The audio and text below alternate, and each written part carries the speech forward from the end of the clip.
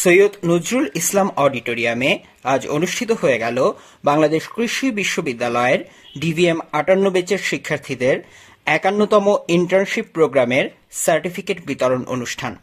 Professor doctor Mohammad Bahanur Rahman, dean, veterinary অনুষদ এর সভাপতিত্বে অনুষ্ঠানটি অনুষ্ঠিত হয়।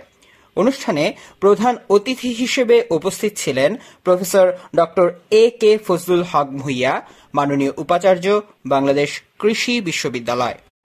অনুষ্ঠানে আরও বিশেষ অতিথি হিসেবে উপস্থিত ছিলেন professor doctor GM. Mujibur Rahman, dean, কৃষি অনুষদ; প্রফেসর ডক্টর শহীদুল হক, ছাত্র বিষয়ক উপদেষ্টা, বাংলাদেশ কৃষি বিশ্ববিদ্যালয়; Rubayet Nurul Ahsan, senior manager, square pharmaceuticals সহ আরও উপস্থিত ছিলেন অনুষদীয় সম্মানিত শিক্ষকবৃন্দ।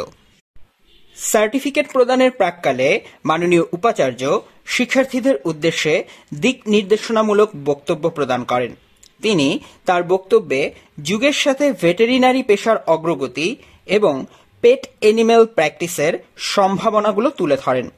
ডিন মহোদয় ইন্টার্নশিপ প্রোগ্রামের সীমাবদ্ধতাগুলোকে অগ্রাধিকার দিয়ে সেগুলো সমাধানের মাধ্যমে প্রোগ্রামকে ভবিষ্যতে আরও ফলপ্রসূ করার আশ্বাস প্রদান করেন।